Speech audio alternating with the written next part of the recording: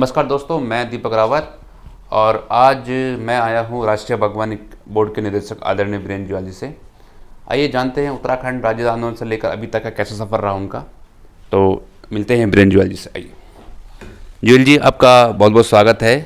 धन्यवाद। जुयाल जी, अभी तक जो मैं आपसे जानना चाहेंगे, उत्तराखंड राज्य आंदोलन से लेकर अभी तक का जो सफ़र रहा है आपका, कैसा अनुभव रहा आपका, और इसके बारे में कुछ जानना चाहेंगे।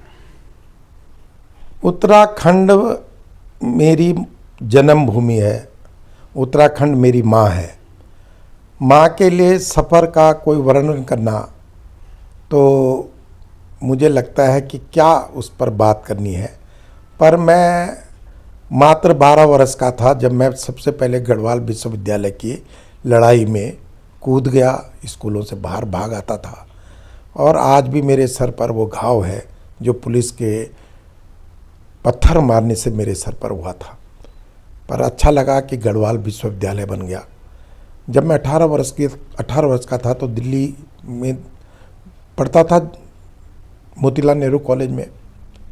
तो मैं 18 वर्ष की उम्र में ही छात्रों का प्रतिनिधित्व करते हुए जो पहला सत्याग्रही जत्था गया था इस राज्य के लिए तिहाड़ जेल, तो मैं तिहाड़ जेल चला गया 7 दिन के लिए, यातनाएं सही।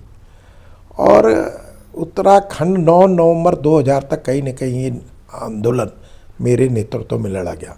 मुझे गर्व है कि मैं जनता विद्यार्थी मोर्चा से लेके विश्व हिंदू परिषद से लेके राष्ट्रीय स्वयंसेवक संघ से लेके भाजपा का उत्तरांचल प्रकोष्ठ से लेके और भारतीय जनता पार्टी के अनेक दायित्वों पे रह के भी मैंने दिल्ली में उत्तराखंड के अलख जगाए। मेरे को 1991 में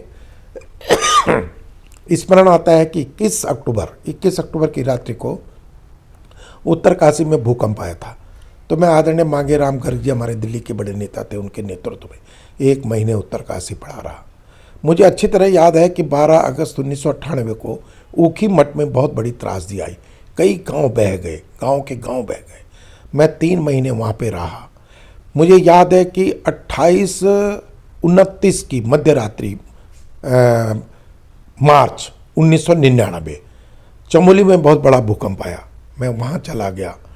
मुझे अच्छी तरह याद है कि जब हमारे कारगिल के शहीदों को कौन उनको परिवारों को देख रहा है, कौन क्या देख रहा है, उत्तराखंड बन गया, कोई नहीं उनकी सुध ले रहा। तो मैं 2007 में गया।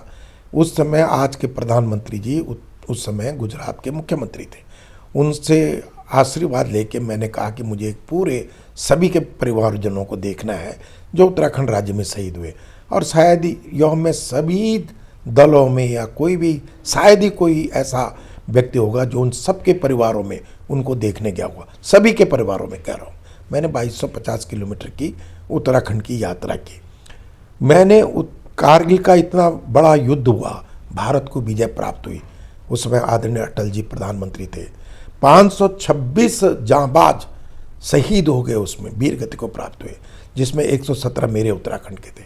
मुझे था कि ये युवा 18 साल 20 साल के युवा कारगिल में शहीद हो गए भारत माता के लिए। तो मैंने उन पर एक किताब उत्तरांचल के अमर सपूत ऑपरेशन विजय 1999 प्रकाशित की, ताकि हम लोग उनको भूल ना जाएं। वो पूरे पहाड़ में, कुमाऊं में, गढ़वाल में फिरी बाटी बड़े बड़े जगहों पे जाके क्या बताऊं उत्तराखंड के लिए क्या क्या क्या नहीं किया। अब तो विस्मृति भी ज़्यादा होने लग गई है, पर लगता है ये मैं प्रसन्न हूँ कि मैंने अपनी माँ के लिए किया। ये कोई एहसान नहीं किया मैंने, पर फिर भी मुझे गर्व है कि मैंने अपनी माँ के लिए बहुत कुछ किया, बहुत कुछ। जितना एक बेटा कर सकता है, मैंने भी अपना दायित्व पूरा निभाया। जुयाल जी, हमने 2007 का भी सफ़र देखा आपका, 2019 का भी सफ़र देखा और अब 2023 का भी सफ़र देखा। तो क्या कमियां रही और क्या अंतर रहा जो अभी तक हम ये कह सकते हैं कि आपको जो गढ़वाल की आपकी एक सेवा करने की जो इच्छा है उससे आपको वंचित रहना पड़ा?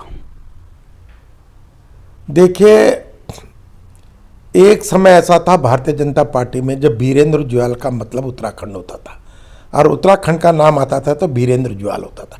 ये मेरे मुख के शब्द नहीं, औरों के मुख से शब्द है।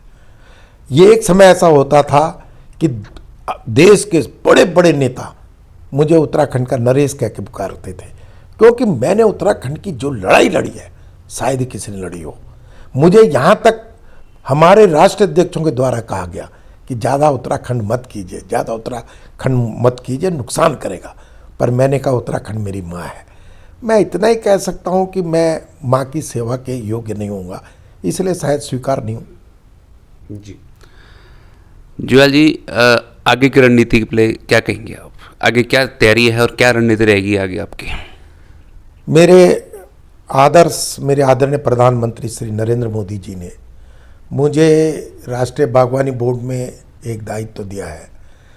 मुझे लगता है कि इसके माध्यम से मैं जो हरित उत्तराखंड और आत्मनिर्भर उत्तराखंड माननीय प्रधानमंत्री जी का सपना है, उसको फुलफिल करने के लिए अपने रात दिन एक कर दूंगा। मैंने अभी भी 7 जिलों में जाके 34-36 जगहों पे अपनी बैठकें की है, किसान संगोष्ठियाँ की हैं, रूबरू हो रहा हूँ, घाटी घाटी जा रहा हूँ, नीचे गधेरों तक अपने जहाँ जहाँ बगीचे वहाँ जा रहा हूँ। पर एक अपील जरूर करता हूँ उत्तराखंड वासियों से कि उत्तराखंड वासियों को कार्यकर्ताओं के और नेताओं की पहचान नहीं है और अपना स्वाभिमान भी नहीं है। जगाओ अपना स्वाभिमान। हिमाचल की हम बात करते हैं, हिमाचल को विकसित करने वाले केवल हिमाचली हैं और उत्तराखंड को विकसित करना केवल व्हाट्सएप यूनिवर्सिटी में है। इसलिए काम आइए, उत्तराखंड आ जाओ और अपने अपने घरों में अपने अपने बंजर खेतों को चलता करो। खाली व्हाट्सएप यूनिवर्सिटी से कुछ नहीं होगा, उत्तराखंड का भला नहीं हो सकता। जुएल जी, एक क्वेश्चन और है। लोकसभा चुनाव नज़दीक हैं और जैसे कि एक प्रबल दावेदार के आपको देख रहे थे बॉडी के लिए, तो थोड़ा बहुत